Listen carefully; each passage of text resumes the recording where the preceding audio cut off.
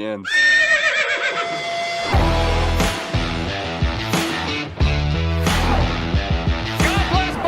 That sacrifice is grabbed, and he's going to be sacked.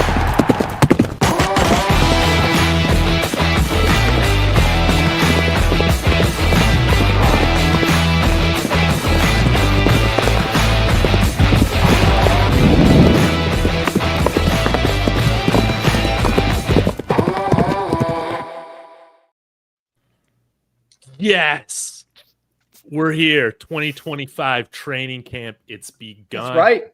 That's right. We're pumped to finally be talking about real football. We got great hot takes, predictions. Everything you need to know about training camp is going to happen through the Horsepower Hour with my friends, Kodiak Broncos Podcast, Mark of Marquee Sports, and Jeremy of Broncos Unbridled. Dude, how are you guys doing today? Are you guys excited? You know, it's like maybe it's kind of like Halloween. You know, it's like a holiday, but it's not quite like Christmas or Thanksgiving yet. But it's like it's nice to start getting in, kind of like the festive spirit. How are you guys feeling today? Amazing, phenomenal, especially because it's been a long time since we've seen our Broncos take the field. It's been 6 months and 10 days, I think exactly. So I'm feeling amazing knowing that it's almost here. September 7th is almost here. Yeah, man, let's go. Want to shout out Victory Lap, Andy in the chat. Y'all go ahead, leave a like, subscribe to all the channels, and join the chat. This is what makes this show fun, is when you guys got takes too. So we have a loose agenda for today's show.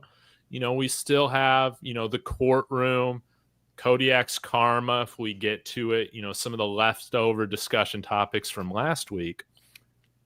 But really, I think what we're going to do is we got some other questions and discussion topics regarding training camp that we're going to talk about. We're going to talk about, possible training camp darlings, surprise cuts, roster predictions, who's got the most to prove.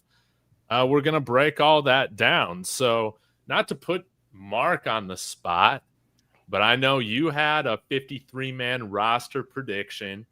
Do you want to get into that, or, do you want to take care of one of these other questions? What do you think would be a good one to kick us off on tonight? I think we can get into it, but I'm not going to lie, man. I might have not hit save, so I got to make sure I saved it. No. On my roster. I mean, I kind of know them. I got my roster prediction too. We could let's pull yours up, man, and then I'll tell you if it's where I'm wrong. Okay. No, I'm going to tell you where we're both right. That's what I'm going to do. We're being optimistic today. That's right. I'm trying to think of some bad training camp predictions I had last year outside of Lucas Kroll. Yeah, I was looking back on it because I was redoing it. I had oh my God, what's his name? Throckmorton, which he ended up going on the practice squad. I actually felt pretty confident about Throckmorton making it. And then I think I had there was a couple others, but really, I mean, I feel like it's always maybe 3-4 guys max. Everybody else is pretty much a lock. It's really those last 3 spots that you end up missing out on. So yeah. Jeremy, can you think of anything, or did you just shoot 100%? I mean, I know you were big on Bo Nix doing his thing last training camp. Yeah, I think I probably predicted like Forsyth would take the center position over Weinberg. I had that too. Just because of the Bo Nix relationship. I believed it. But yeah, that's the only one I can really think of for the most part. It feels like, I thought Bo was going to start day one. That was the main thought going in. I mean, imagine a year ago, it was like, oh, it's going to be a 3-way competition, not even just a 2-way competition. It was a 3-way. Some people were in the Zach Wilson camp. So, yeah, what a difference a year makes here. No doubt. Yeah, let's Mark? No, I was gonna say Andy nailed it in the chat. I did have Clay Webb on the team taking Forsyth's job. Man, it gets really tricky when you get into the line play. It does. Because do you keep 8 linemen? Do you do 9? You do 6 receivers? Do you do 7? So it gets really weird. And also, you feel Alex Forsythe, you could probably get him onto the practice squad. Clay Webb, you probably can't. There's going to be some of that. And the backup swing tackle battle is going to be something I think is really under the radar that we need to be talking about. Because, we know what Palczewski can do, but is that enough? Or do we need Frank Crum? Or do we want to really rely on your boy Matt Pert, I know. So it's a little bit concerning on the O-line, but yeah, it was interesting. So we can go through yours. Do you have 53 for sure? Because I thought I did, and then I counted, and I had 55, and I was like, shit. Yeah, I got 53. I know it won't fit on the screen, but let's cross off Brony, Kodiak's next jersey. Kodiak, are you good with that, or you want another long snapper, bro? No, it's okay. It's okay. I don't see a need to keep 2. I don't see a need to carry 2 going into week 1. You don't think so? We'll see. We'll see. Yeah. But I got those 3, but right now I got it split 25-25. At first, like a month ago, I had this thing 26 on offense, 24 on defense. Did not like it after I started recording that video. I'm like, man, this is stupid as hell. Why am I even putting this out there? But feeling a little bit better with 25. But let's talk about the offensive line. Jeremy, you brought up Alex Forsythe. Andy has brought it up. Mark, everybody. This was tough because I wanted to have good offensive line depth. The problem is that we kind of had more centers than we have traditional guards.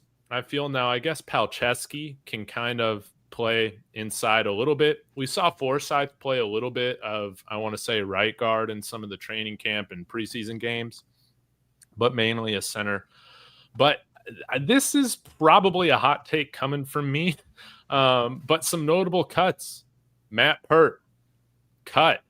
Frank Crum. I'm just betting on the fact that a year of coaching is going to have him looking like an NFL player this year, not just an NFL level athlete, but an NFL level player. Palczewski, McGlinchey, Bowles, Miners, Powers, and then Clay Webb being that backup center guard if we need to from Luke Wattenberg. And then also making it Xavier Truss. He's like the only traditional guard that we have, I think, outside of Throckmorton that's kind of notable on the roster that I can think of right now. But in terms of, like make it or break it, the offensive line has a lot of guys who there's a lot of names where people could be losing their jobs, man, because I don't really know who the rotation is going to be after the first string. We'll kind of go through a little bit. Kodiak, what are your thoughts on this? Where would you change it? Who do you think's got the most to prove in the offensive line? We kind of work from there. Okay, so first of all, I think as far as if you're looking at the backups, I think the only guy who I can say with 100% confidence behind the starting 5 who will be on this team is Palczewski, because we saw him fill in really well for McGlinchey last year. But yeah, I don't know. As far as who has the most to prove, I think about the guys that you had not making the roster, like Forsythe. I think, last year he had the inside track to the starting center position, vouching for Bo Nix being his starting center at Oregon. And then, he gets pancaked and then loses the favor of the coaching staff and the fan base. But outside of that, I mean, I was really big on Xavier Truss. Like when I was watching Q Robinson, I saw back-to-back plays where Xavier Truss just completely threw him on the ground. So that makes me a little excited. Like, obviously, I'm excited to see those guys compete. But no, I agree. I don't think Parrott played well enough last year. I mean, he played in a really, really limited sample against the Chargers in the regular season, but I thought in the preseason he was absolutely awful. I think that can be Crum's spot. I don't know. As far as, next year is a really interesting year for our offensive line because, when you look at the 2026 deals for Powers and McGlinchey, they're really not all that team friendly. And I think the Broncos can move off of them with limited, money or limited, I don't know how to put this, blowback, if you will. So, yeah, it's going to be interesting because, let's say Truss shows a lot this training camp. Let's say Palcho shows a lot this training camp. Could be really interesting to see what shakes up there. And also, Wattenberg is a free agent when after this season, right? Yeah, I think so. So, that's another interesting one to look at. But overall, feel really good about our starting five entering this year, but feels like Zach Strief is kind of just, building up that pipeline. We haven't really had a lot of resources to build this roster over the past 3-4 years. So, what do you do now? You bring in a lot of talented UDFAs and you just see what you can get and you see what can be developed. And there's a chance that within a couple of years, we're starting 2 or 3 UDFAs on this offensive line. Yeah. Big time. Jeremy, thoughts on the O-line? Yeah, we got the solidified starting five. I was trying to think, how many do we normally keep? Is it 9? 9. We did 9 last year. Usually 9. I was looking at last year's just now. Yeah. Okay. So if we got the starting five, you're going to have a backup center, whether that's Forsyth, probably Webb. They have Webb listed as guard, but that'll be interesting to see. Yeah, he can play both. Paltro's definitely in. I think Peart's probably still in. Crum has the size, but man, he would have to come a long way from what last time we saw him. He just looked so bad. He was just really, really raw. So he's got the right frame for it, but it's just going to be interesting. I think we're going to know within the first week of being like, oh, this is going to be possible, or this is not another year to develop on the practice squad. Mm-hmm. So yeah, we also got Nick Gargiulo too. Oh, that's Rowan's bringing that up. Like, he could make. And he has a fantastic mustache. I was about to say, him and Crawshaw are just battling in camp for sickest mustache. Yeah, the O-line group is going to be. It's going to be tricky. Sorry, continue, Jeremy. My bad. No. You're good. That's it. I agree. I think those are the favorites. But you signed some UDFAs that are going to be like chomping at the bit, and I think Strief is like he's kind of underrated coach because he is one of those players that was kind of like the glue-ish kind of guy, and he knows when he sees it. It's not about hype. He was kind of that kind of guy. So I think he's one of those coaches that really knows what he's looking for and will feel comfortable with certain guys. And it might not be the people that are talked the most about, because a year ago people weren't even talking about Palczewski. So it's going to be interesting. I mean, I think it's mainly the guy, like, going off of what we know so far, I would still say it's Palcho, Pert. I have faith in Webb just because of his pedigree. Crum's total question mark. Truss has a good shot. Gargiulo could very well have the inside track it, because he can play guard and center too. Right. If Wattenberg goes down, what do we do? Because I know some people think that Quinn Miners could step over and play center too, but I just don't know. Do we ever see him taking snaps there? I was about to say, I feel like it's not as easy as people make it out to be, because you have to actually know how to snap the ball. And I don't know if Miners knows how to do that. Not to say he can't, but our current starting center doesn't really know how to do that either. Yeah. Very true. But I think is you have to also call the line, the assignments out. So that's a big difference than just, hey, slide over and block the guy in front of you. So I don't like when they take somebody who's really good at a certain position and then, hey, come play a different position because we need to fill that hole. It's leave the good player in the right spot. That seems like just a recipe for success, or a recipe for failure if you're trying to move somebody from where they're comfortable. Mm-hmm. Mm-hmm. Mark? It's always interesting too, because there's always guys that you feel confident. For example, last year, Lil Jordan Humphrey he didn't make the 53, but they knew they can get him on practice squad. He ended up playing a lot, right? Same thing with the, Michael Burton, the fullback. There was a lot of guys like that. So in this situation, there might be a time where, Gargiulo, for example, is a perfect example of that. Last year, it was probably going to be hard to get him onto the did he make the 53 or was he on the practice squad? He was on practice squad all year. He was on practice squad. So they were able to sneak him through. So why wouldn't they feel like they could sneak him through again, right? Crum, last year, they didn't feel like they could.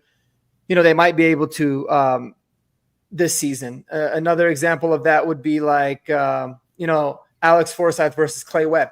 Alex Forsyth might be better by the end of camp, but they know that they'll lose out on Webb. They can put Forsyth on practice squad and then elevate him. And if there's ever an injury, he can play game days. Throckmorton is still on the team. They could utilize him as a practice squad guy that they can always elevate.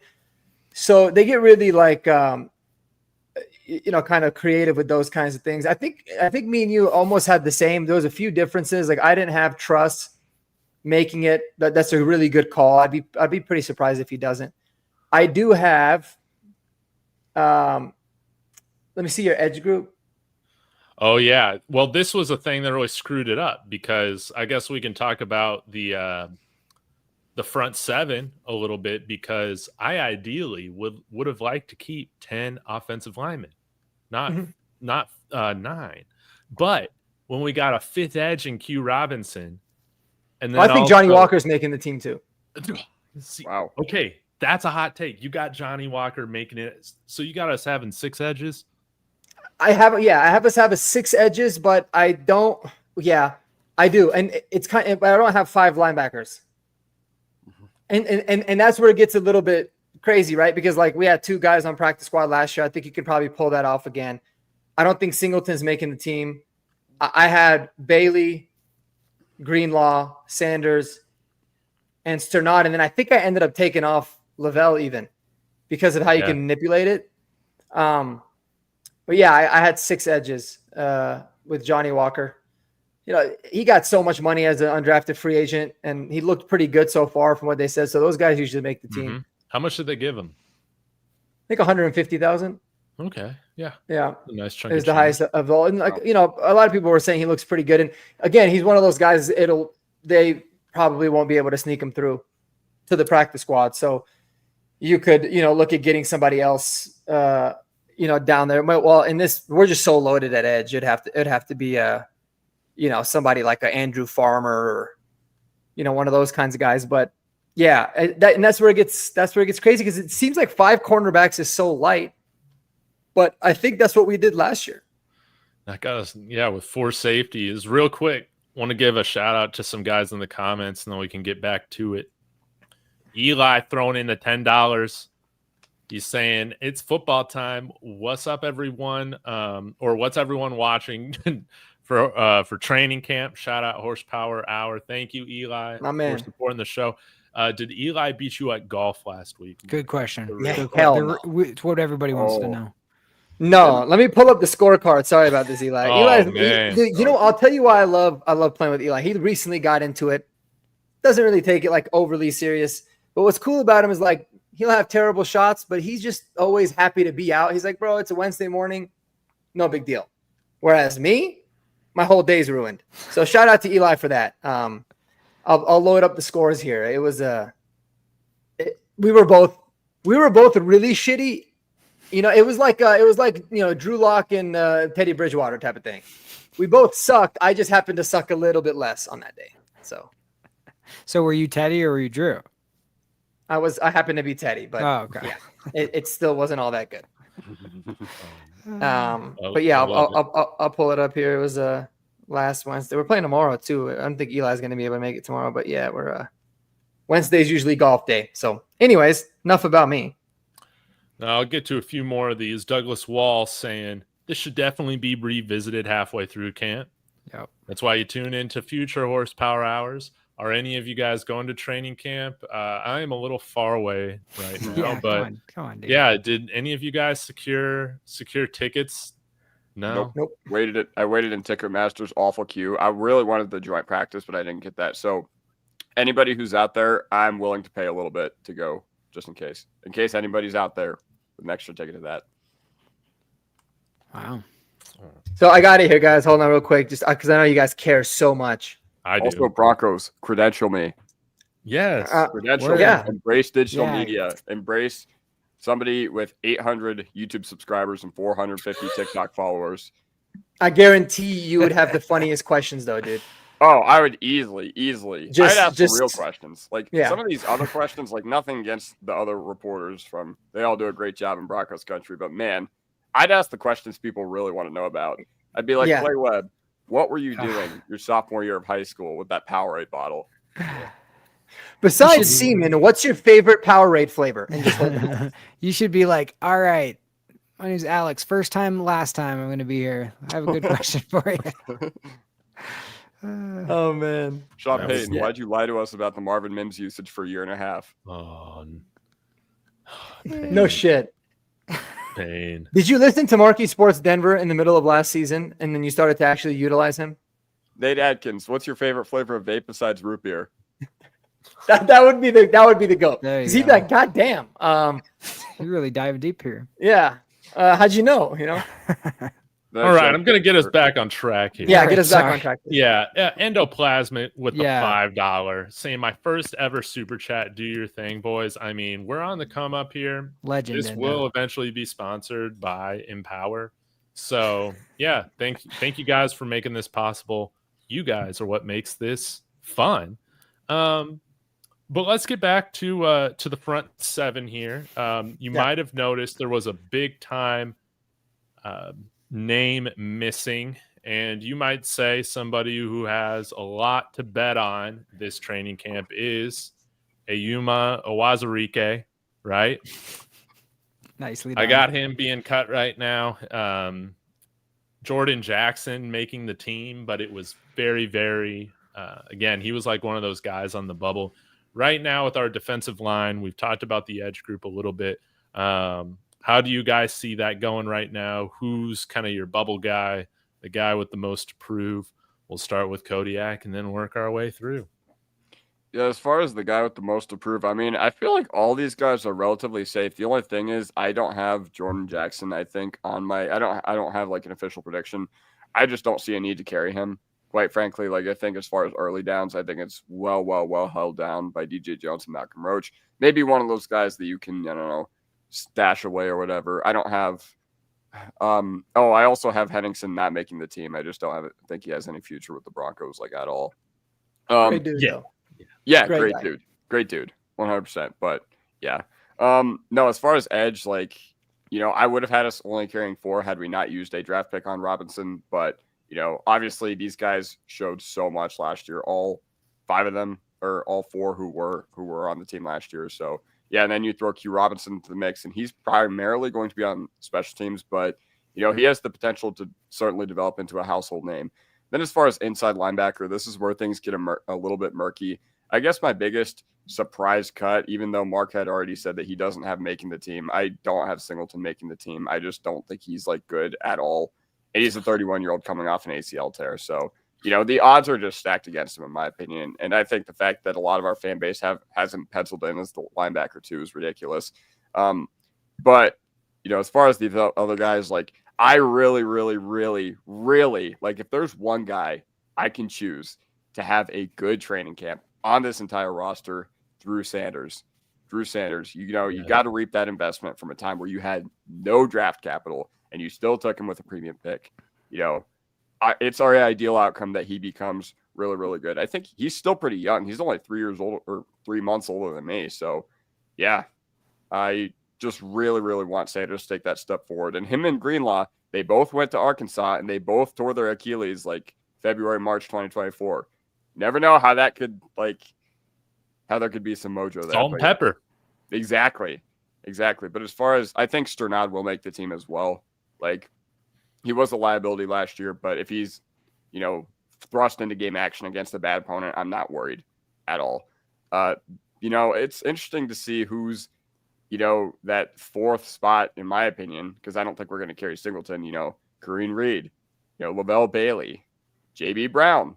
That's another one. So that'll be another really interesting thing to watch there as far as the front 7. Yeah, Jeremy, how do you see this thing playing out? Man, it's not that this is what I want, but just from the vibes I hear, like, they just aren't as high on Sanders as, like, Alex is very confident about Sanders, and I still think he's a big question mark. Whenever you're changing positions on players and then you're changing back and we're not sure and we're hoping and he, you know, that's the one that is really a wild card. I think I'm more comfortable putting Singleton than him, just because it's a known quantity. But if Singleton does end up not making the team and Sanders does, that's a better outcome for us because that means Sanders has arrived and they were comfortable enough to do that. But where we're at before training camp happens, I wouldn't bet on that personally. I think Strnad got enough reps last year to probably have the coaches be pretty comfortable with what he can do. But yeah, it's going to come down to the two UDFAs like Reed and Brown, and it's just what are they going to be able to show? I think Bailey's is a solid choice, but hopefully one of those guys can really emerge and kind of sneak in there. Yeah, Mark, what are your thoughts on this room? You got any surprises outside of Singleton, which you already mentioned? I have Uwazurike over Jordan Jackson. Personally, give me the pitch, the case for putting Uwazurike over Jordan Jackson. Why you like him? I think Uwazurike, I mean, even though obviously it's been a few years, he missed with the gambling. He's got a crazy amount of talent, but really a lot of versatility. Like he can play all 5 spots on the D line. I don't think Jordan Jackson can. I think because he has the talent and he's played across the line, much less likely for him to stick around on practice squad than someone like Jordan Jackson. I think Jordan Jackson would easily be able to get back on practice squad. That's the real main difference, really for me, with that. I think the linebacker room is going to be fascinating. I mean, like Andy said, no Kareem Reed. I was, he was someone that I was looking at with JB Brown until Kodiak mentioned him too. I think dude, here's what's really crazy. I think in that room, aside from Singleton obviously being a potential guy that cannot make it, there's a really high chance Justin Strnad cannot make it too, because yes, he is a special teams beast, but we did also get Sam Franklin and we also got, what's his name? Sherfield. So it doesn't, if Lavelle Bailey starts playing really well on special teams or Kareem Reed or JB Brown look like they can ball out on special teams, I think Justin Strnad will be gone for sure. So that's a big possibility, but the linebacker room is going to be a fascinating one. I think there's going to be a little bit more turnover than we anticipate. There could be some other guys too, but yeah, that's going to be a really fun battle to watch. Do you think there's a scenario in which, I mean, I'm not sure how I'd feel about this, but Singleton, Drew Sanders, and Justin Strnad are all not on the 53 come week 1. Wow.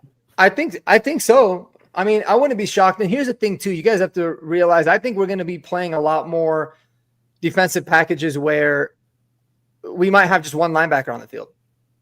We might just have Dre Greenlaw because Hufanga gives you that versatility to be able to play in the box.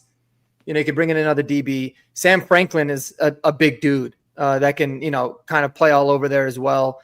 We did it a lot last year with Devin Key. We would take out one of the linebackers and play a few different DBs.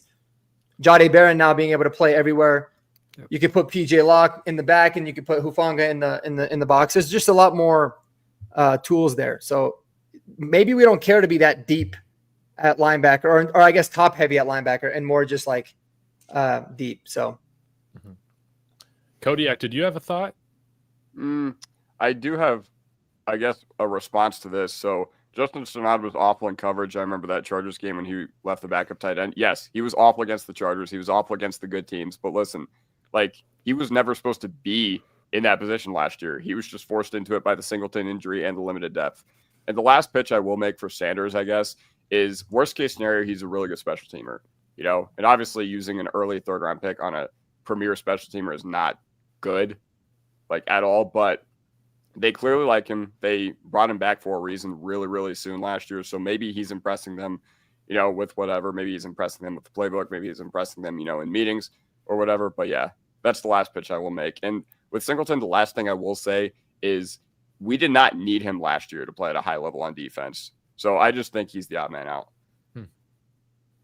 Jeremy, were you going to say something? Yeah, I was just going to say, what makes you think they really like him? Because, last year he tore his Achilles. And then when was he activated? Late November, early December? Week 14? Yeah. Something like that? Yeah. And that's way earlier than he should have been. Yeah, really soon. And it was obviously sooner than he should have been. And he didn't get that many snaps on the defensive side of the ball. But the one he did, or the first one he did that I remember was when he sacked Justin Herbert. Remember? Yeah. But yeah, overall, once again, they took him with a premier pick, and yeah, that's just how I feel about it. I have the same vibes. There's really nothing else besides that. I don't think they've like necessarily glowed about him or said anything. I just feel like they really like Drew Sanders. Mhm. Okay. But Because we'll see. I don't know. I think that one I'm not sure. I think he's also one of those guys. Like, didn't we trade up to go get him as well? Yep. I think so. No, I don't. No, I think I can't remember. I know But he we was like traded the up for- first guy we picked. I know we traded up for Mims. Okay, maybe I'm late thinking second of round, Mims. And then Yeah. I know we traded Never up for mind Moss then. too. I think Sanders was one we took with like one of our actual base picks. Third check. Yeah, Okay. I think that's right. Then I'm not going to say they'll give him extra patience. Yeah, maybe I'm thinking of Riley Moss. Respect my codes. Mhm. Go follow Respect My Codes on X and TikTok. He's got a TikTok. Followed me back. Oh yeah, I gotta check that yeah, out. Yeah. It's awesome. Is it Now- Not much of a TikTok guy, but- let's get to the bottom of this. Is it Coes or is it Cause? Codes like Codes. Broncos. Broncos. Respect my codes. gotcha. Broncos. Yeah. Thank you. I've always said respect my kuss, and that's just because kuss is a bad word in Arabic. So What does it mean? it means pussy. So respect my pussy. Yeah, it's pretty awesome. I know Eli's probably laughing right now if he's listening. But I always call him respect my kuss. But I know it was Coes. Yeah. Man, I love But that. there you go. It's an awesome because basically saying respect my pussy, which is fantastic. Yeah, that's beautiful. I'm gonna get kicked off of YouTube now. Yeah, and Now- scene. I did have 5 linebackers on this thing, but it really came down to, do I want to carry a 5th linebacker or do I want to carry a 5th safety, in being JL Skinner?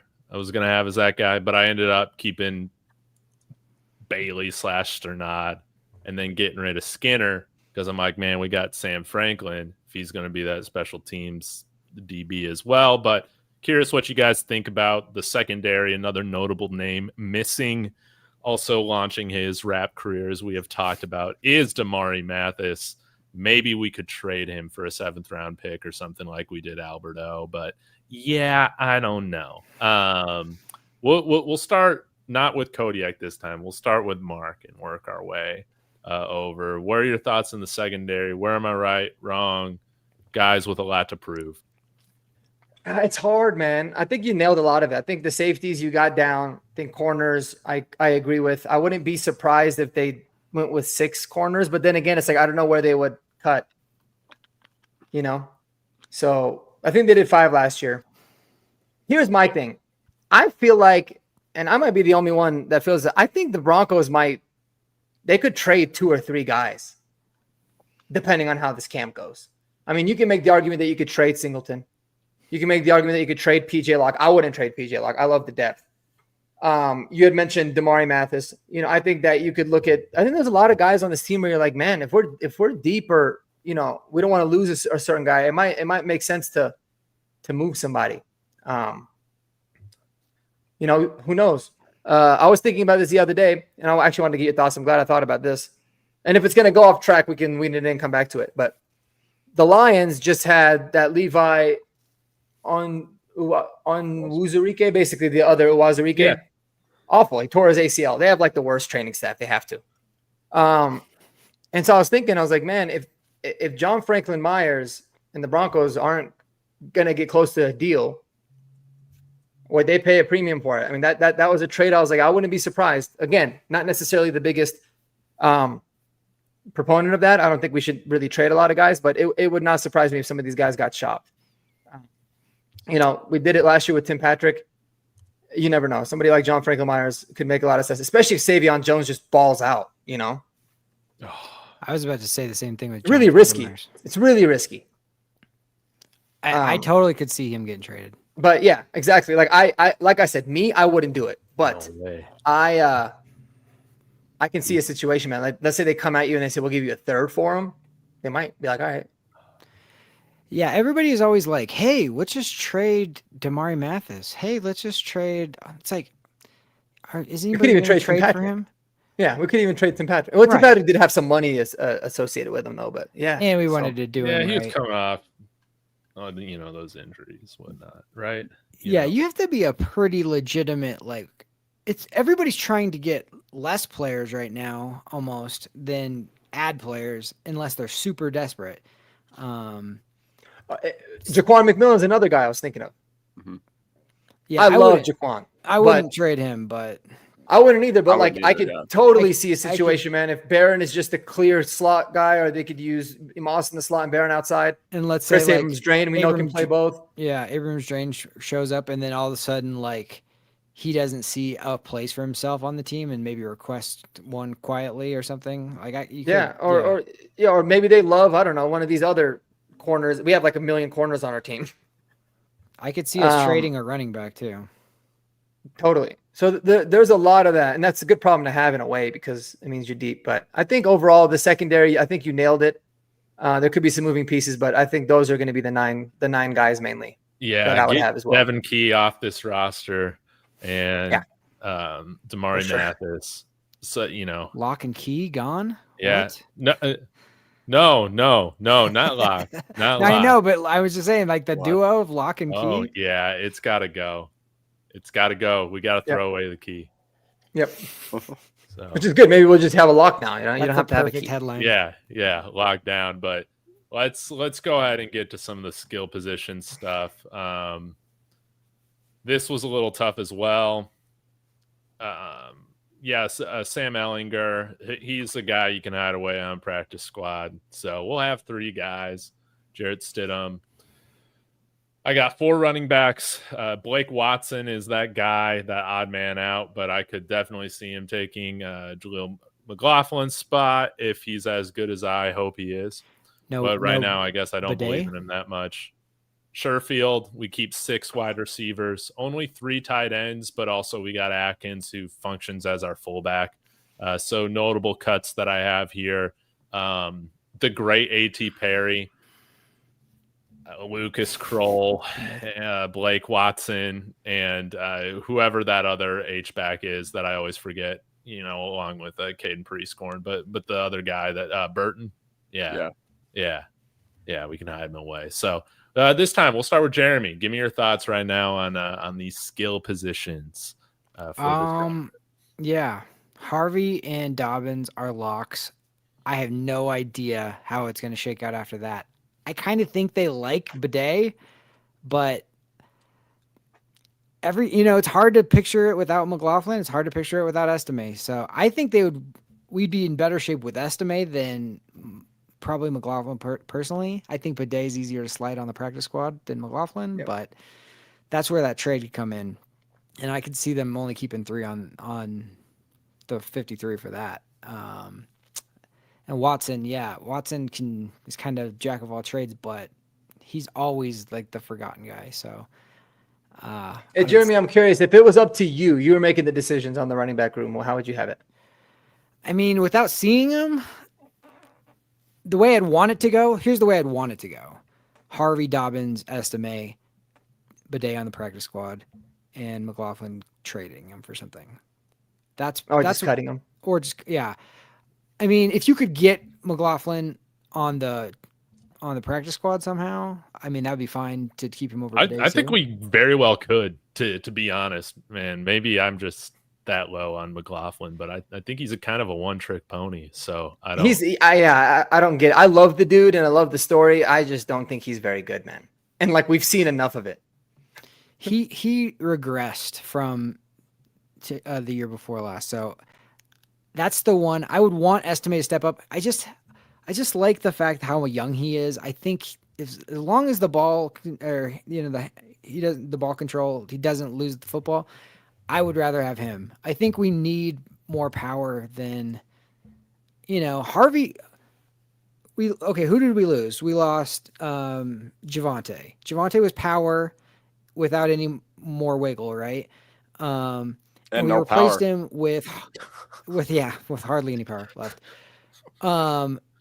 We replaced him with Harvey, who's all like shaken, like wiggle with a little bit of power. So therefore, I would get rid of one of the shake guys and keep more of the power guys. So I would rather stick with Estime over McLaughlin. And then I do still think Bidet, they like him and they're going to keep him. Like the fact that they had him come back and tried to play. I mean, he didn't play any snaps, but they brought him back after that injury. That shows you they really liked him. So,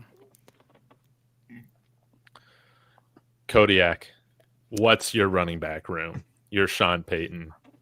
How are you running this thing?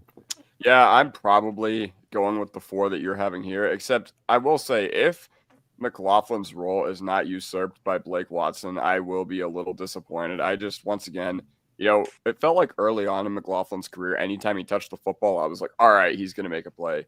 And then for whatever reason, it just got worse and worse and worse. And, with Estime, I don't think enough has been made of his benching last year, even though I'm pretty sure he was the youngest player in the whole draft class, right? Mm-hmm. Was he? Or was Franklin younger? Or was it Troy? They were both 2 of the youngest. I know they were 1 and 2, but I think it was Estime. Estime was even 21. Yeah, he was 20. Yeah, that's crazy. So I think that was a message, the playoff game was a message to him saying, hey, you got to have a successful offseason to, whatever. And I think, the ball security did work itself out towards the end of the year, but McLaughlin and Estime were parts of the problem last year that we had with our run game. So I don't know. I just don't want to, it's a little murky there. Maybe Estime has a little bit more trade value because he is, Jaleel was a UDFA for a reason with I think the most carries ever in college football, right? Didn't he have the most carries ever at Youngstown State of any running back ever? I'm pretty sure. I don't know. So he already had a lot of his tread on his tires. He was 5'8", 5'9", 100. He had the most touchdowns, I think, in NCAA history. Some crazy like that. Yeah, exactly. But yeah. So overall, as far as this running back room, what is my ideal running back room? I mean, ideally, I would like Blake Watson in there instead of McLaughlin because those 2 or 3 touches we saw against the Chargers were magical. Yes. Yeah, you know what? Screw it, man. I'm sorry, Jaleel, but I'm putting Watson in now. Yes, sir. That honestly, I mean, I've been on the Watson train. I know we all have for a long time. That has to happen. There's no reason you can convince me that McLaughlin adds more value to this team running back room right now, at least, than than Blake Watson does. Just be used as a Blake he's a significantly better catcher of the football. Right, he's a great receiver out of the backfield, and he has kick and punt return experience. I think that position is going to be dictated by who the other kick returner next to Marvin Mims is. My only question is, if Watson is as good as we hope he could be, why did they wait until week 15 or 16 to activate him? Yeah, exactly. I don't know. Maybe he just was, because he was new to the running back position, right? Didn't he transfer from? Yes. Yeah. He had played running back for 1 year. Oh yeah, I know Antonio Gibson did that too at Memphis. So maybe I think there was a lot of reasons. I mean, I think Sean Payton already hated having a 3-headed monster at running back, even though there wasn't a monster. It was a fucking roly-poly. We just had what's it called? NPCs. We just had NPCs there at the running back position.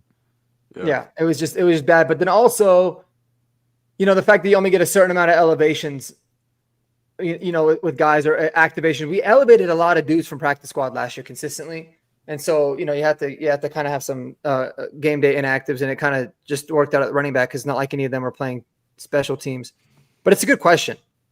It's a really good question. It could be a pass pro thing. It could be understanding, but I think Blake Watson is going to make some noise, and people don't realize he's not a small running back either. He's a pretty big dude. I just still think they like Bidet better than Watson or probably McLaughlin. So. I think they do. Yeah. I just think are you really worried about losing him if you cut him?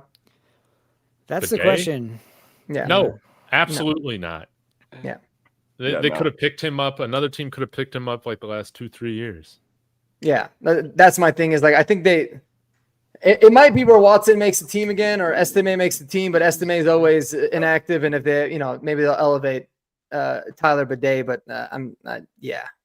One sign that I want to mention that I'm holding on to hope with Audric Estime is that nobody really thought of anything about Kyron Williams after his first year with the Rams, right? Another Notre Dame guy kind of fell in the draft. And now, Kyron Williams is freaking awesome. So stud. Maybe we just needed to wait 1 year for Audric Estime for things to click. And I don't know. Let's transition a little bit to wide receivers, tight ends, and fullback. Mark, or Jeremy, we haven't led with you yet, but you're putting together this roster. What are you changing? How do you feel about having 3 tight ends and an H-back on the roster? Is Trent Sherfield an actual lock for this roster? I mean, can't Pat Bryant play special teams too? What are your thoughts? Yeah, that's exactly what I was just thinking. Is I can't imagine a world without Vele, without Mims, without Bryant, especially. And I think Franklin's going to take a big step. So that's like where Sherfield is like, you know, I understand he's like an ace, special teams ace, but man, if those guys all look good, he's got to be sweating it a little bit. Tight ends, I think you pretty much, man, I don't know about Loner like making the 53. I think they might practice squad him for a while and then bring him up. It also depends if they move Atkins to be one of the tight ends. You have Burton there. If they love Burton, it just depends. Mm-hmm. But yeah, Sherfield is just the one that, you know, when we signed him, you go, oh, okay, well that's the Tremon Smith replacement, perfect. But then you look at all the wide receivers we have, and not only that, but let me pull this up real quick. Is my family being loud? Yeah, you have some UDFAs that have gotten some love. So, you know, you got the Jerjon Newtons and the Whites and the Davis. Then I always love like the Michael Bandys. He's always out there making plays. He's going to be one of those guys that literally every preseason game, he's going to look good and then he's going to get cut. Like it's just always happens. Perfect practice squad receiver. Yeah. Man, Exactly. who was that guy for Peyton Manning in 2015? Sunshine. Yeah. What was his real name? Jordan Taylor. Jordan Taylor. Jordan Taylor, yeah. Do you guys remember Vontarius Dora? He was like great every preseason. Then we just cut him at the end of the year. Dora the Explorer. I remember Dora. God, that brought back a lot of memories, and you mentioned him in the chat that one time. Now, Andy's saying Peyton will be too scared of losing his son Loner to the Colts. Yeah, that's he's making my the team. thing. Is I think he's too athletic to cut. That's my thing. He's either making the team or they're gonna say he got an injury and IR him and give him a redshirt year. But he's making the squad. Didn't the Colts pick what's his name? The basketball player or the other guy? Warren. They picked the guy from Penn State. Yeah, Warren. Penn State. But aren't Tyler they're Warren. like their tight end room was almost as equally dog shit as ours was last year. Like they had But Mo wasn't Alley it filled Cox. with like a bunch of these like super athletic dudes? Well, yeah, they're a high RAS team always, but yeah, Jelani Woods, 10 relative athletic score, but just a waste of athleticism. Who else? Mo Alley Cox, Kylan Granson, yeah, all of them. Ogletree, right? Yeah. I'll say this: if Loner mosses somebody in the preseason, he'll make the team because they're scared to lose him. But if if we cut Loner, I swear to God, I'm rioting. Dude, I'm ending Because my panel. that means that we passed up on the guy Kyle Monungai for a dude that didn't even make the team in his first year. Nah, I'm good with that. No, man. Yeah, this Kyle is Sean Monungai is Payton's definitely going to bong make the pick. team for the Bears. You Definitely. know, Sean Payton's not. Yeah, he's not cutting his bong picks. That's how I see it. Yeah. Another agree. thing I want to say is remember that play where Devon Bailey mossed the dude in training camp last year? That was when everyone was like, he's making the team. That was the first time I was like, I want to create Broncos content instead of NFL content. I remember that. Who do you? Yeah. It was a sick.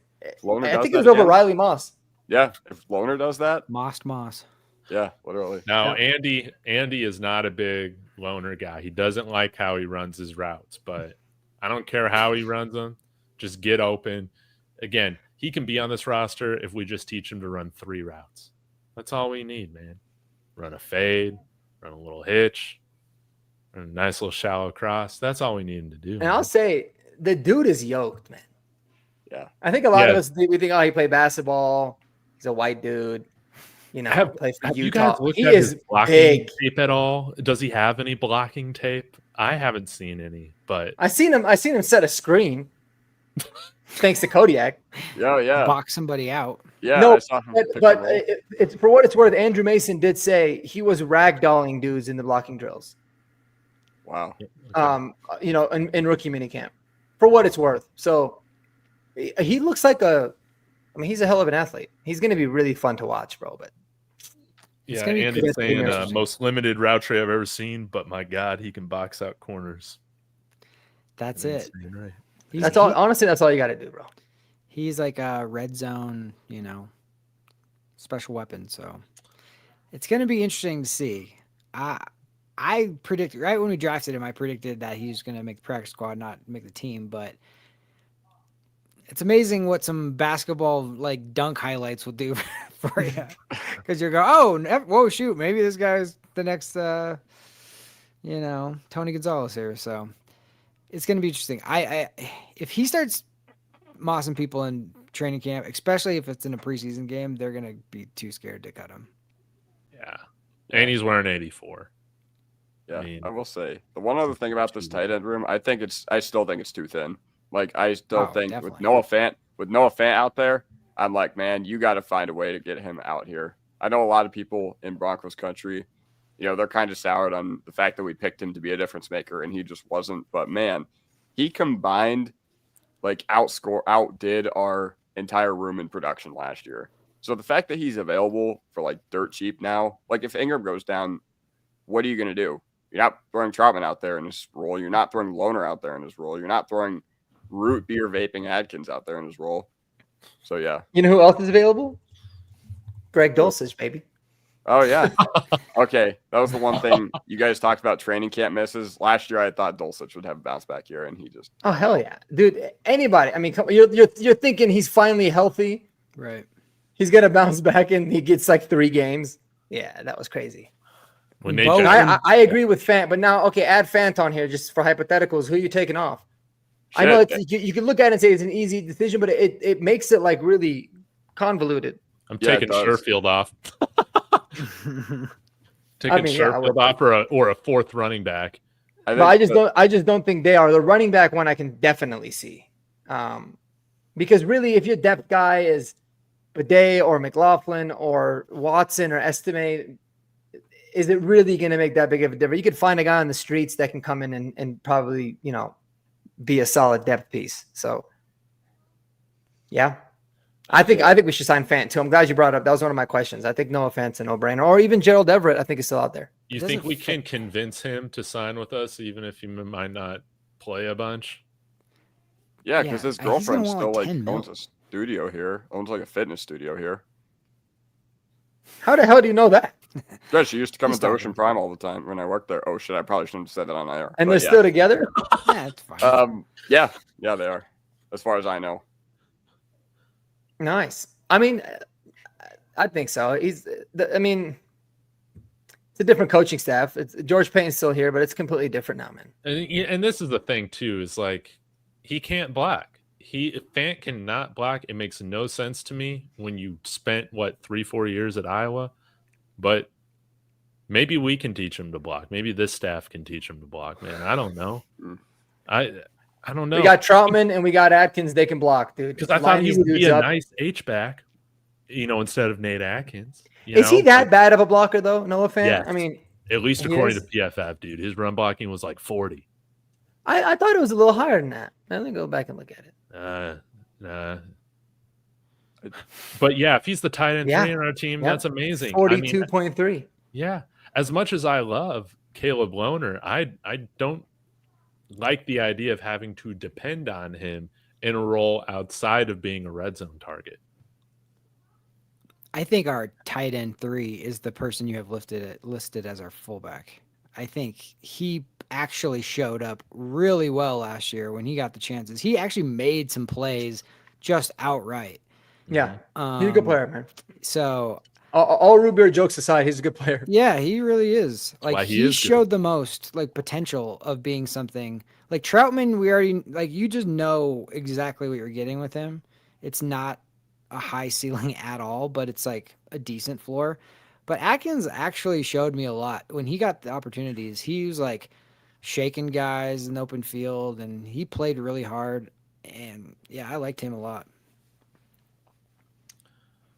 Okay. Let me get a water real quick. Oh, Do your you're thing. good. Get a Rupert. I got a few other questions, guys.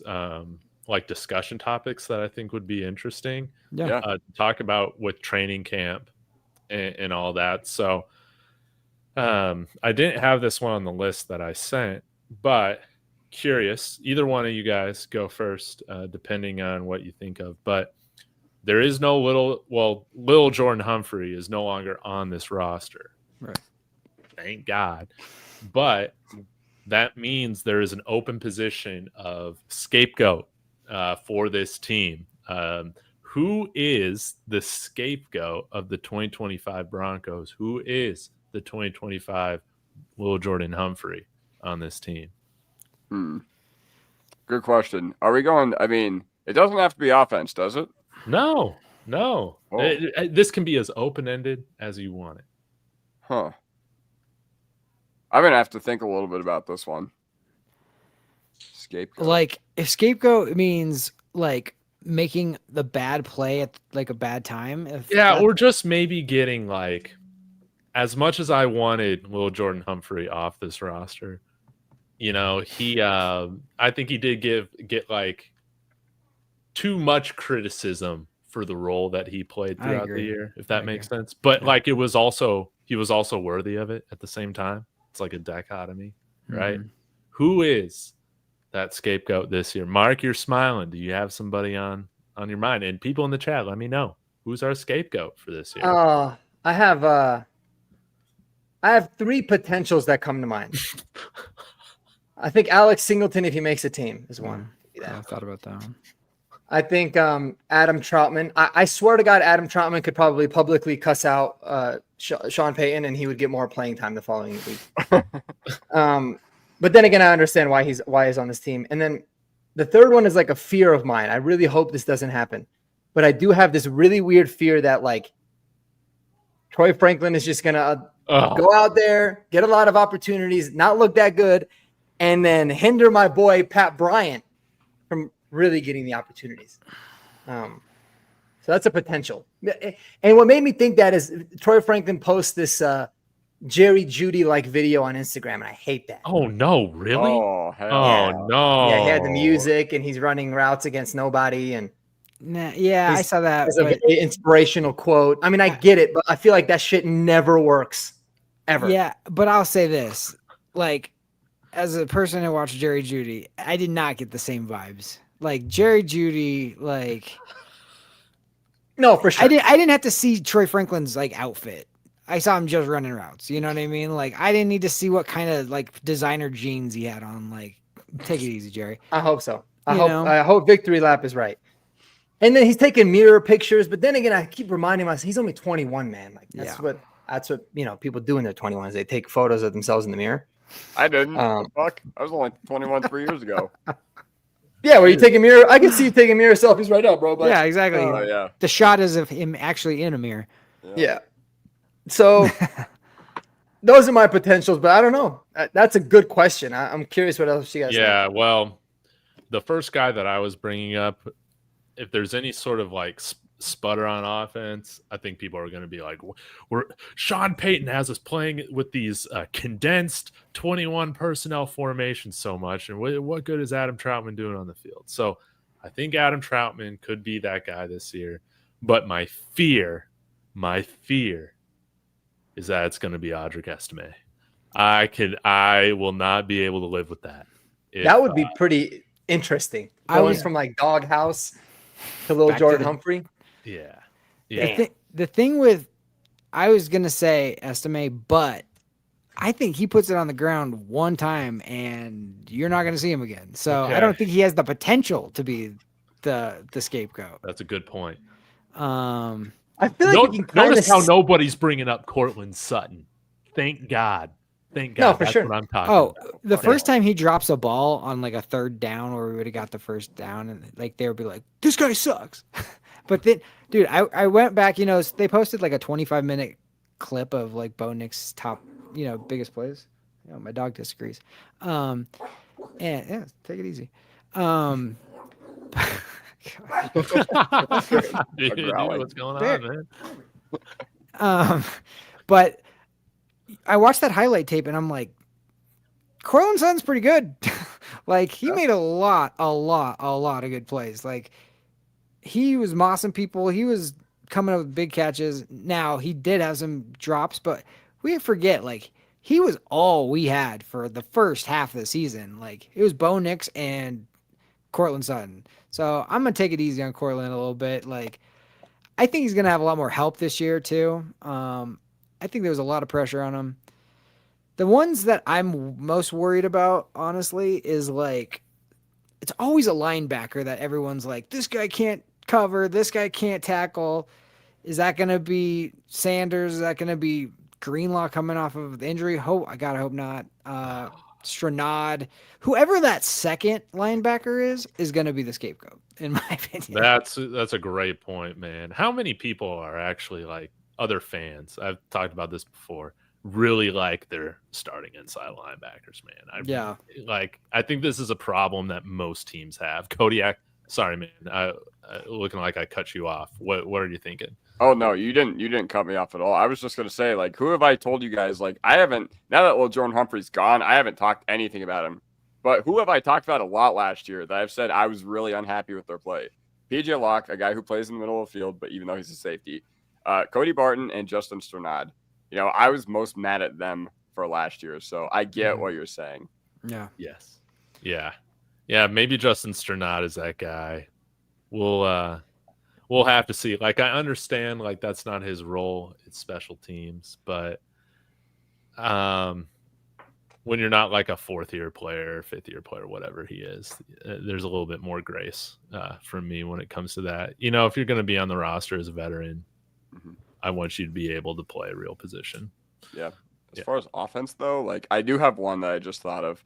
If any of you have watched Altitude Adjustment, you're going to know that this is one of their most hated. I don't want to say hated, but they were on this dude a lot last year, and the faults of the run game relied upon a lot of people's shoulders, and I think Sean Payton was at the forefront of it. And, you know, we didn't have resources to go out and get more running backs, but, man, you see what people are saying about Luke Wattenberg. Like, if our run game takes a little bit to get going again this year, like, I don't know. I didn't hear anything about Powers, and I honestly thought Powers was our worst run-blocking lineman last year, like, to be completely honest. And, yeah, overall, a lot of people – Wattenberg was an easy target because when we did have Forsythe out there, we did run the ball better. But Wattenberg, since he was able to keep Bo so clean, like, I'm just like, whatever. I give him a pass, especially because center was a huge, huge question mark going into last year. And guess what? When you're like the second best pass blocking center in the league by pretty much any metric you look at, I could not be more happy with Wattenberg played, even if it meant, you know, some of the downsides. And I'm willing to bet that Harvey and Dobbins will improve the run game and that Wattenberg, while yes, still a liability in the run game, will be mitigated by the fact that we have upgrades at those positions as well, along with better middle of field weapons that'll keep the defenses more honest. I love that. If we replaced Wattenberg or traded him, it wouldn't bother me at all. Crazily enough, I think a lot of it too, though. You make a good point, Kodiak, but I think a lot of it, not just there was a running game better when Forsythe stepped in. There was some like clips that people put. I think I put it in one of my videos, but some people on Twitter, like a lot of different clips of Forsythe's run blocking, and he is nasty at run blocking. Yeah. But if he's not going to be very good in pass pro, where Wattenberg was very good, you always got to keep, you know, your franchise quarterback in mind there. But yeah. I certainly think that we could upgrade, but he was also he was like similar to Justin Strnad. Like, it was a very pleasant surprise, but that doesn't mean that we can't get better there. But I think it's just too late now almost. Yes. Yeah. Mm-hmm. Dreamweaver. Ridiculous. Oh, yes. Dreamweaver's in here saying, what's up, fellas? I'm a Sheets nerd. Love the setup tonight. Glad you like it. Taking a little bit different of a format. But, yeah, we'll get to this question here, Andy, very shortly. And, again, guys, I know we're a little over time, so let me know if and when you got to hop. But I'm chilling tonight. I'm chilling midnight if you want. There was one other question that I did want to ask you guys because I have an interesting answer for this. I hope you guys do. But super open-ended. This could be about, you know, a guy who impresses, a guy who doesn't, a guy who gets cut, a surprise cut, whatever. Do you have a training camp hot take that you want to stand on tonight that we will, you know, hold against you through the rest of training camp? Oh, It's a good one. That it's not going to fully embarrass me. And I'm talking about hot. You know, I'll give you guys the life hot take. People are going to probably hate me for this, but I think Arrowhead water is the best bottled water. Oh, totally wrong. I know. I got the I know. flu I one. get it. I get it. Same thing with the pineapple on pizza. I get it. I have some weird ones. One time I got strep throat and I couldn't drink Arrowhead water again after that. oh, Really? nasty, dude. Yeah, literally just got it once. Then after that, I could never drink it again. I don't know. I liked it in high school. Then I got strep throat. I love and it, man. Liked it again. I love it. I'm Fuji all the way on that one. Fiji? Yeah, Fiji's Fuji. good. Yeah, I love Yeah. Fiji. Fiji, Fuji. Yeah. I'm I about said it. Fuji, but yeah, The Fuji. Fujis. All right. I mean, I don't know. Do you guys have a hot take? You've got to have one, David. Kodiak. Oh, Okay. Kodiak's gone. I've Yeah. got one. Yeah. Now, listen, guys, the Broncos roster is finally deep. So my not training camp hot take, but my preseason hot take is I think we win every single preseason game that we play in by 3 or 4 touchdowns. I'm not even kidding when it comes to that because yes, the other teams, they're going to have guys that are trying to make their money too. But listen, finally, we are a deep roster. Finally, we have depth on the offensive line. Finally, we have a really, really good coaching staff that, you thrust guys into limited action. You just got to see what you have against them, And overall, who do we play against? We play against the 49ers, the Cardinals, and the Saints. Saints, I know that's probably going to be like that's the 3rd preseason game. So that'll be like literally the bottom barrel of the dudes playing. But I think we can do exactly what we did last year when we went into New Orleans and completely blew their doors off. What did we do against the Cardinals last year? We beat the shit out of them. And guess what? The 49ers are going to be here too. Or I think we're going there. I can't remember off the top of my head. But overall, yeah, I don't know. I just think with this roster and with this coaching staff, tell me why I'm wrong. I never even thought about the preseason. Yeah, I guess I To be just honest never with you, in thought terms about of it like that winning or losing. No, I can't argue with you on that, especially the 3 teams we're playing. I think we're a lot deeper than all those teams, for sure. Yeah, Andy's saying it was hot until it wasn't. I don't think Singleton makes this roster. I think that I'm the only guy on this panel right now that thinks Singleton makes the roster. No, I do. we'll I see. do. I Oh, will Jeremy, I will you one let up you go. guys because my hot take has to do with the linebackers. Yes. I think the starting linebacker outside of Dre Greenlaw is not currently on the roster. Wow. That is what I believe. Or it's going to be Lavelle Bailey. I really have a weird feeling about Lavelle Bailey, and that's what it is. It's just a feeling. Mhm. But I think he's going to have a really good chance to be it. But I feel like there's going to be somebody cut or something's going to go down to where we just bring in another veteran that they're a little bit more comfortable with, that's cheaper, that, becomes available, that's going to start opposite of Dre Greenlaw. We Who is that going to be? Kaiser White, but he got snatched up, I think, by the Raiders. Oh, yeah. My I've heard training about camp hot take. Or not. I guess he's still a free agent. I think there's going to be a somewhat decent trade sometime this training camp. I like that. That's I can Okay. see what that. think. My hot take, it only saves us about $2 million. But you might as well do it this year and save $2 million because next year you save the same amount of money. This is a super hot take. Ben Powers getting cut. Damn. Holy shit. That's That's too my early, I hot think. take. Now I'm a hypocrite because I have him making the final roster. Like you put a gun to my head. I'm saying Yeah, he's what on the the heck? team. But that's my hot take.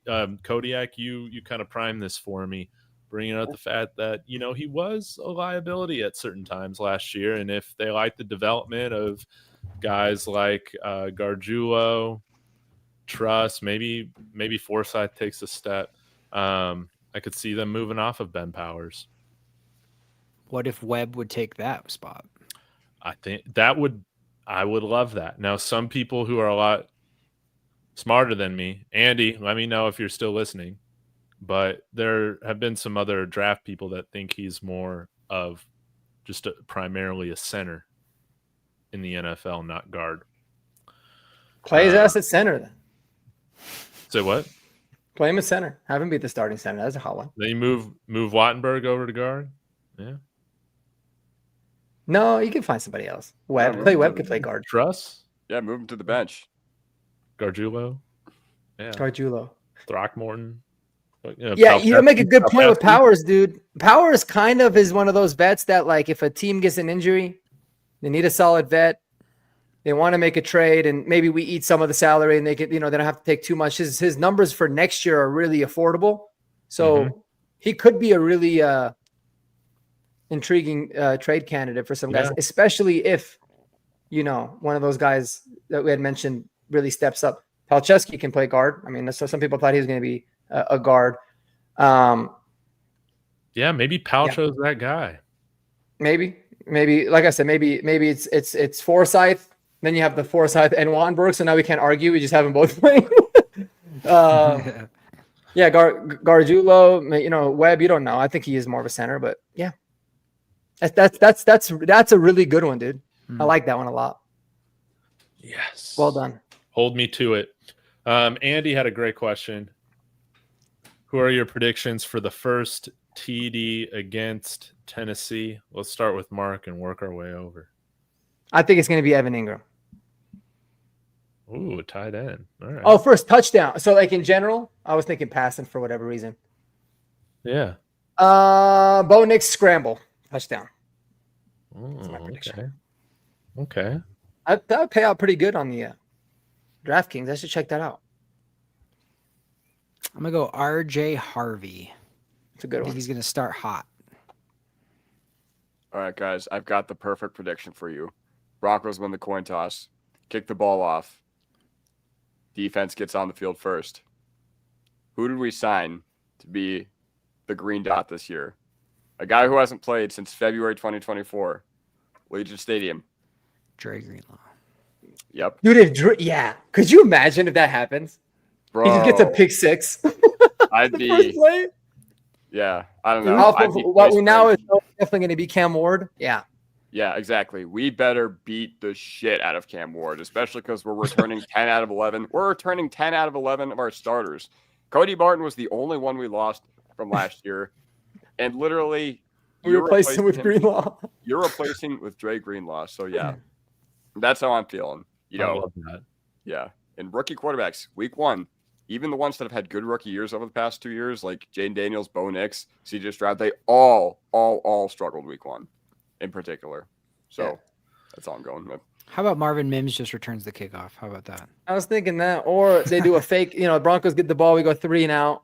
They fake the punt with Crawshaw, and he takes it to the crib because that dude can run. That's what I'm talking about. That's what I'm talking crazy. about. Now we're getting crazy. Now, I was going to go with Nate Atkins because I'm like, man, we do a little bootleg there on the 5-yard line, like Andy's saying. But, I'm going to pin my hopes on Marvin Mims developing more with his route tree this year. And, man, Sean Payton just loves to take these deep shots with Bo Nix. So why not have it be a deep shot to Marvin Mims to start the game off against the Titans? I think we come out very aggressive against the Titans. I don't think we dink and dunk or really anything like that. I think we try and put pressure on them, from the first snap, man. So that was a great question, Andy. Yeah. What if the way we ended the season, a long bomb to Troy Franklin against the Bills, what if we start the season the same way? I could see that happening too. Play spray everywhere. Well, yeah, if he's going to be a 1,000-yard wide receiver, right, Kodiak? Are you still standing on that? 1,100. Fuck yeah, I'm standing on that. Let your nuts hang. I love that. I love that. That'd be cool. That would be. ET saying, I know I'm a little late, but yeah, got to say, rest in peace, Ozzy Osbourne. He played at the Invesco Field in 2001 Ozfest. God bless, a metal icon. Yes, absolutely. We've lost some stars this week. We lost the guy from the Cosby Show, too. What was his name? Malcolm Jamal Warner. Rest in peace, man. Theo Huxtable. These that stars are gone too soon, man. That one's really sad because he was like on vacation with his family in Costa Rica and the undercurrent got him. Yeah. That's crazy. I can't even imagine that happening. Yeah. Makes me scared to swim, man. And you guys know Cody Barton signed with the Titans? Yeah. Yeah. Cody Barton return in week 1, dude. We better attack him. All right, RJ Harvey just Evan shaking Ingram, him out of his boots for the first time. Evan Ingram and RJ Harvey line them up on him all day. That should be easy cash. Y'all see Josie Jewell got cut? Mm-hmm. Yeah, poor guy, man. He still has concussion symptoms from a concussion he got last year. Yeah, he should retire, man. Damn. Throughout the entire, dude. If it's going throughout the whole offseason, That's wild. hang him up, bro. You made good money. That sucks. That's scary, dude. Yeah. I'm glad he got a payday, Totally. somewhat of a payday. No, Yeah. Big Oh, yeah, E's saying he pick did 6, well for- Riley Moss. I like it. Dude, yeah. And where's Jade Barron playing on this defense? Is he gonna start at slot, outside? He's a do you joker, think? bro. He's the joker on D. Yeah. He is. It's gonna be fun. The Air Baron. Yeah, that would be sick if he got a pick first game, like just to start the career I could see it. that way. I could too. Yeah, I don't think these guys are gonna be throwing at Surtain this year. No. You know, I think another hot take might be that Jade Barron's the starting corner outside of PS2, and then maybe they put Riley Moss inside, or he can be a little more of a hybrid. I mean, I don't think it's. Yeah. I don't see a reason for it, Right. but I mean, you never know, dude. This is 20th overall pick, and he's stupid talented. Thor just- Pointer.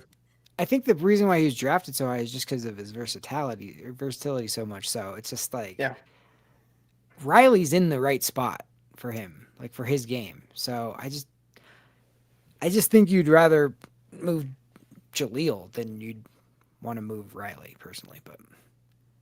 But I think a lot of it could maybe depend on the opponent too, who we're going up against. Yeah. Yeah, but we better throttle the Titans. Absolutely, man. Oh yeah. Yeah, we should. I mean, come on. That would be crazy if we didn't.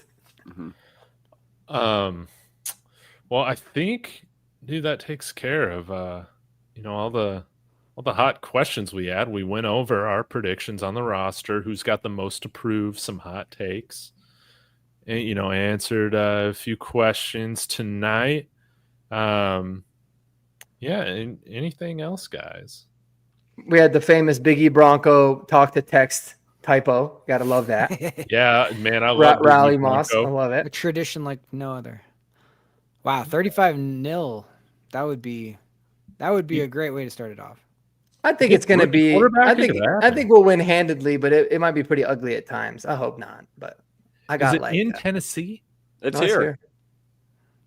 Oh, dude, remember how clunky our offense looked starting on the road in Seattle? I mean, Cam Ward, he's going to be feeling that same way, man. Like, yeah, if it's here, dude, I could totally see 35-0 happening.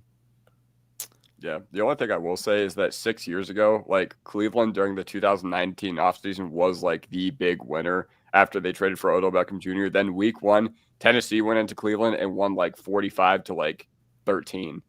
So there is, I don't know, there's no holdover from like anybody on those rosters still, but still. Got to be wary of that because the Titans, they are scrappy, but with the way Callahan managed Will Levis last year, who, by the way, hope he recovers well, season-ending injury if you guys didn't see. Yeah, overall, with the way that Callahan's offense was going last year and him, throwing his quarterback under the bus, I'm hoping that he is just not ready for the Mile High crowd week 1. I think it was a masterclass by him to tank to get the first pick without making it seem like he was tanking. Even though he still got very lucky because the Giants always seem to give it away. Somehow the Patriots win by starting their backup. I swear to God, if I was Robert Kraft, I would have cut that quarterback immediately. Like, you're really going to ball out like that, dude, and cost us the number 1 pick? Yeah, I mean, Tennessee's got some good. I just realized looking through their roster, they got Alec Ayomanor, they got Xavier Restrepo, some guys that we liked. They got Calvin Ridley still, obviously, Chigo Okonkwo, who's a pretty underrated tight end. I mean, they've got some intriguing guys, but I think we should certainly. There's no reason on earth that we're not starting 2-0 this season. Yeah, no reason. I am a little worried against the Colts because when we play them, our teams often forget how to play football against one another. It's true. Who's gonna make the dumber play at the worst time this year? Yeah, but we'll see. Dude, we'll see. It's all about play. It's all about playing good in in November and December more than anything. So Whoops. Screwing this whole oh no, where's everybody going? Well, I guess maybe we'll get to some of the games next week if we get to it. We'll have like real drama to talk about next week, which will be a lot of fun. But guys, Jeremy, Mark, Kodiak, thank you so much for making this happen every week. It's so much fun. Thank you everybody in the comments. Rowan, Big E, Victory, Respect My Co's, Andy. I know I'm forgetting people, but Eli, Endoplasmic, thank you so much. Yes. Are you guys doing overtime? Are you guys doing overtime on your channels tonight, Kodiak? No, I don't want to put that on you if you are. I don't think so. No, I don't think so. I think I'm just chilling tonight, and I'm so excited for camp to start, dude. Like, I know. You start getting the reports, the news, the highlights. I love it. I love to try to read through the tea leaves. Did you see the Pat Bryant highlight that came out today? It was like from a mile away, but like apparently, it was hard somebody to tell. pulling out. Oh yeah, no, he made a really good catch today, apparently. So. I wonder who was over. Here I got it. Let's go. Let's go. Let's put it on here. Go. Oh, give me a second. It's like from Knicks or nothing. It's from space, but here we go. Oh yeah. Oh, who's that on? Who threw it? Bro, I'm telling y'all, man, Pat Bryant's going to be a problem. Do you guys think? Oh, I guess last thing. Do you think we get any contracts done before official camp, like on Friday when the practices start, or you think it goes into the preseason? Because I think PS2 signed. It wasn't really an issue or talked about much last year, but he signed right before the regular season. So do you guys think it gets dragged out, or do you think we get at least somebody done before camp? Oh, Denver Trav saying we got played. Yeah. I figured. Well, obviously that was because there's freaking people there. I was about to say, we're dumb. Fans weren't there today. They didn't even practice there. I was so focused on the catch, I didn't even. Yeah, I know. Stupid. We did get played. That was probably the Bailey catch you were talking about. I think it was. Yeah. Oh, Bailey. Hey. Oh, yeah. Well, thanks, Denver Trav, for keeping us up on our toes. But yeah, guys, we'll be back next week to talk about all this. And subscribe to all the channels because I'm sure a lot of us will be doing updates on the daily. Yeah, again, thank you guys so much. And as always, go Broncos. Peace out. Go Broncos, baby.